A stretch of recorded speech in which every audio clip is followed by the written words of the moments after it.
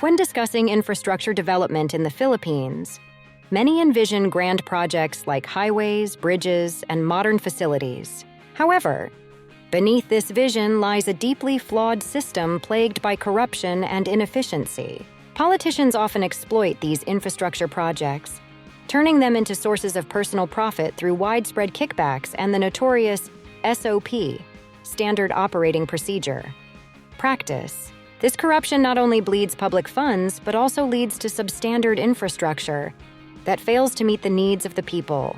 The Department of Public Works and Highways, DPWH, tasked with overseeing these projects, has faced significant criticism over the years. Infrastructure projects are frequently referred to as milking cows by politicians who see them as lucrative opportunities rather than as public service endeavors. The SOP system, in which officials take a percentage of project budgets as bribes, is rampant, often siphoning off 10% to 30% of the total cost. This culture of corruption extends from the national level down to local government units, LGUs, where politicians wield their influence over which projects get approved and who is awarded contracts. This corruption has devastating effects on the quality of infrastructure. Many roads, bridges, and other public works are built using substandard materials, leading to rapid deterioration. It is common to see newly built roads riddled with cracks or potholes within months of completion. Contractors, forced to account for the kickbacks they must pay to politicians, cut corners to maintain profitability, resulting in poor workmanship and materials. The problem is further compounded by the cycle of repeated repairs and reconstruction. Substandard roads are constantly being rebuilt, with each new project providing fresh opportunities for corruption. This leads to a massive waste of public funds, as money that should have gone toward long-lasting infrastructure is instead funneled into the pockets of corrupt officials. Overpricing is another key issue.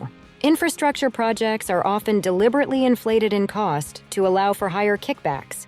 This gives the illusion that the government is investing heavily in development, but in reality, a significant portion of the budget is being stolen.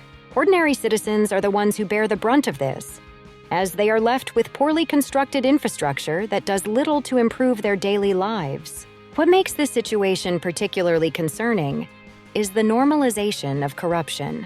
The SOP culture and rigged bidding processes have become expected parts of infrastructure development in the Philippines. Without significant reform, the country will continue to suffer from these practices. Efforts to combat corruption in the DPWH and other government agencies have been slow, but there are potential solutions. Reforms such as digitizing bidding processes, conducting stricter audits, and imposing harsher penalties on corrupt officials have been proposed.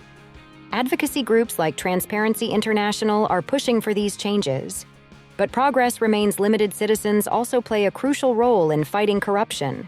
By demanding transparency, staying vigilant, and supporting grassroots movements for accountability, Filipinos can help force politicians to use public funds responsibly. Civic engagement is key to curbing the widespread misuse of infrastructure budgets.